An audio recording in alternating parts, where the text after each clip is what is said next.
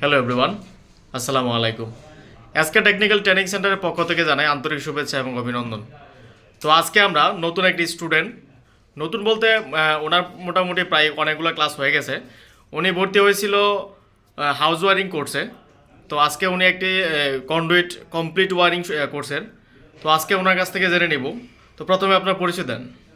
আসসালামু আলাইকুম। SK technical training centre থেকে আপনাদের সবাইকে স্বাগতম। আমি Mohammad Nizamuddin, SK technical training সেন্টারে আমার মনে হয় 1 মাস বা 1.5 মাসের মতো হচ্ছে।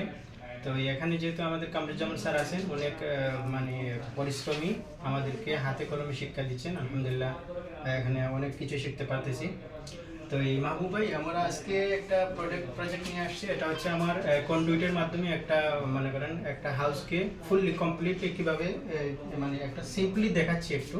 আচ্ছা, এখানে কি কি ব্যবহার করছেন? এখানে ব্যবহার হচ্ছে ভাইয়া, আমাদের প্রথমে হচ্ছে এটা হচ্ছে এনার্জি মিটার। এনার্জি মিটার থেকে ইনপুট করে আমরা আউটপুট নিয়েছি যে পল্লী বিদ্যুতের যে 15 এম্পিয়ারের 15 এম্পিয়ারের একটা মেইন সুইচ আছে এখানে।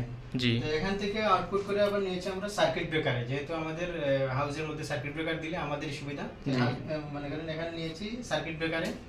এখান থেকে এই আমি ব্যবহার করেছি, মনে করেন এটা হচ্ছে আমার পাওয়ার ধরেছে আর কি, পাওয়ার একটা লোড। তো লোডের ক্ষেত্রে আমি ব্যবহার করেছি, এখানে দেখেন আমার বাল্ব হচ্ছে 3টা আর টিউবলাইট একটা আছে। জি। আমি আপনাদেরকে দেখাতে পারবো যে আমার বাল্বগুলো ঠিকঠাক, এই যে দেখেন একটা জ্বলছে, এই যে হচ্ছে আরেকটা, এটা হচ্ছে আমার লোড। জি। লোডের ক্ষেত্রে আর এটা হচ্ছে টিউবলাইটটাও হচ্ছে আমার লোড। জি।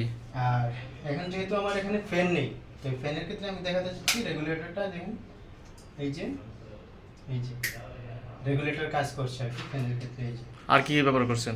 পরে হচ্ছে আমার এখানে একটা 6 পিন আছে। তো এটাতে আমি লোড যেহেতু যাবে না, তো আমি নিয়েছি একটা পাওয়ার থেকে লাইনটা নিয়েছি। জি জি। পাওয়ার থেকে নিয়েছি, আমার এখানে একটা লাইন হচ্ছে 6 পিনের। পরবর্তীতে আরেকটা লাইন, যেহেতু আমার এখানে ফ্রিজে চলবে, বাসা বাড়ি যেহেতু আমার ফ্রিজ চলবে, তো ফ্রিজের ক্ষেত্রে আমি নিয়ে আসছি একটা কম্বাইন বোর্ডে, এখানে নিয়ে আসছি পাওয়ারটা।